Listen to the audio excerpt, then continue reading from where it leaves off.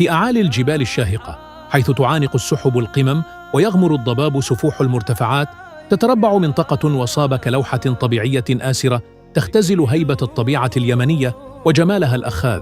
هناك تبدو القرى المعلقة فوق الصخور وكأنها امتداد للجبل نفسه، ببيوتها المتناثرة التي تقف شامخة بين الغيم، حتى يخيل للناظر أن السماء قد اقتربت من الأرض، تتميز وصاب بطبيعتها الخضراء التي تكسو الجبال والوديان، فتمنح المكان مشهداً نابضاً بالحياة والسكينة معاً.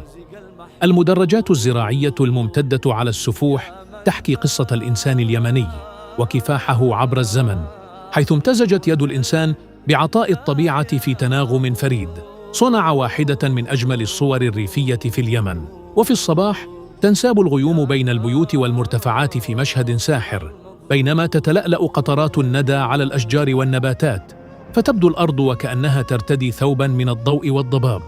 أما عند المساء فيحل الهدوء على القرى الجبلية، وتتناثر الأضواء فوق القمم كنجوم صغيرة تضيء عتمة الجبال، فيما يحمل الهواء البارد نسمات منعشة تبعث الطمأنينة في الروح. وصاب ليست مجرد منطقة جبلية، بل هي رمز لعظمة الطبيعة اليمنية، ومكان يجمع بين الجمال والهيبة والأصالة، حيث يشعر الزائر بأن الزمن أبطأ، وأن الطبيعة ما زالت تحتفظ بسحرها الأول بعيداً عن ضجيج المدن.